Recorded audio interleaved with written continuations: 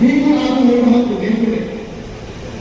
కేవలం ఓటు హక్కు అంటే తలవంతులకు మాత్రమే ఉండే, ప్రణాళికలకు మాత్రమే ఉండే.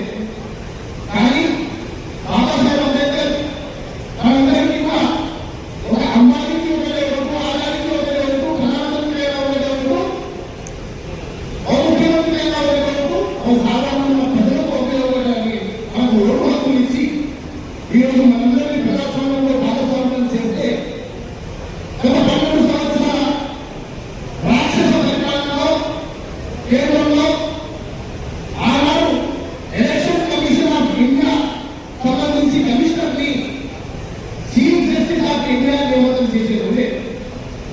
అటువంటి మన రాజ్యాంగంలో ఉండే.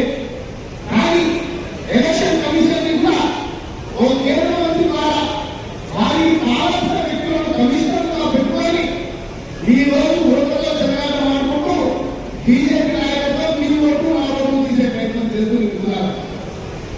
అది మన ప్రభుత్వంలో మనలో ఎన్నికలు మనం అనుకోలేము.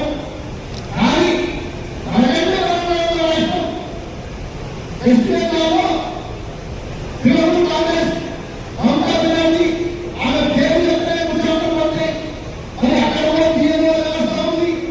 వాళ్ళు ప్రభుత్వానికి రానే ఉండే.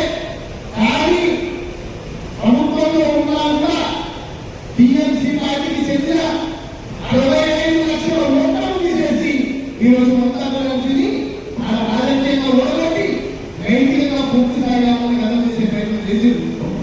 ఇదే కాకుండా బిహార్ రాష్ట్రంలో కూడా వారికి 38 లక్షల ఓట్లను తీసేసి ఉంటున్నారు.